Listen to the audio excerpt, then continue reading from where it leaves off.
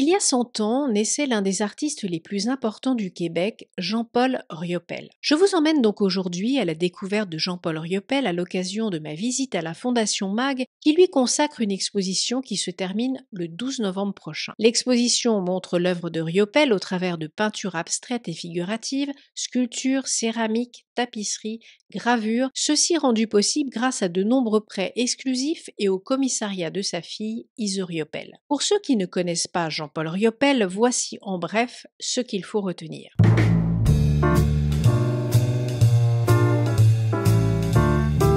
Jean-Paul Riopel est un artiste canadien né en 1923 à Montréal, au Québec, et décédé en 2002. Riopel s'installe en France en 1947. La Fondation MAG dévoile de rares aquarelles de cette époque. Jean-Paul Riopel a évolué à une époque marquée par différents mouvements artistiques, notamment le surréalisme, l'abstraction lyrique et l'expressionnisme abstrait, et a été très influencé par des artistes tels que Miro, Pablo Picasso ou André Breton. Cependant, il a su développer son propre style unique qui incorpore des éléments de ces mouvements tout en restant distinct. L'œuvre de Riopel est souvent associée à la nature et à la nordicité. Dans les années 70, il passe beaucoup de temps au Canada et notamment dans le Grand Nord, fasciné par les territoires nordiques. Il en sortira une série des Icebergs en 1977 et les Rois de Tulé en 1973. On notera également à partir de 71 des séries d'œuvres sur des thématiques en lien avec les peuples autochtones du Canada, dont la série Jeux de ficelle. Là encore, la Fondation MAG dévoile des œuvres monumentales de cette période. L'une des contributions majeures de Riopel à l'histoire de l'art a été son engagement envers l'abstraction lyrique. Son travail se caractérise par des compositions abstraites qui incorporent des formes organiques, des textures riches et une palette de couleurs audacieuse.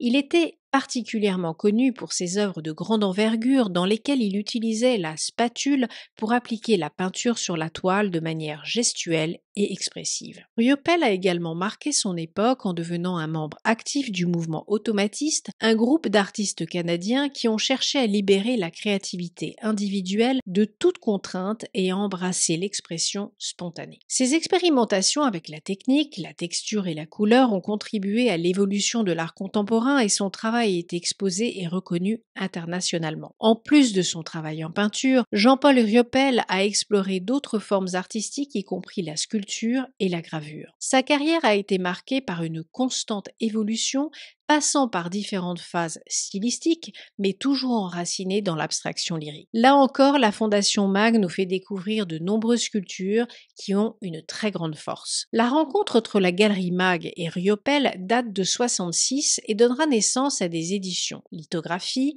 gravure, phototypie, typographie, dont en 1970 la très célèbre série des hiboux. Mon coup de cœur de l'exposition est ce tableau chevreuse, une huile sur toile datée de 1954, mesurant 3 mètres par 4. En résumé, Jean-Paul Riopel est un artiste qui a laissé une empreinte durable dans l'histoire de l'art grâce à son engagement envers l'abstraction lyrique, sa participation au mouvement automatiste et sa créativité inlassable.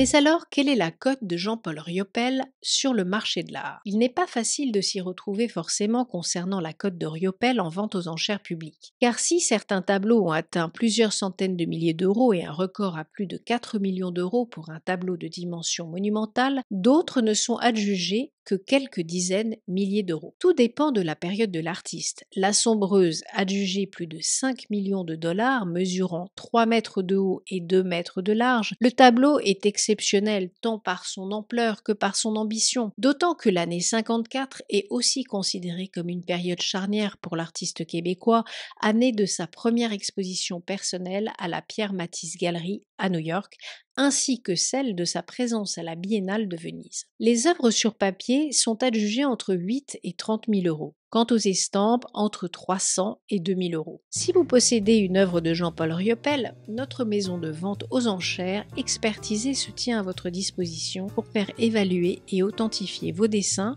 estampes ou tableaux et les vendre aux enchères. À bientôt sur Expertisé pour la découverte d'autres artistes.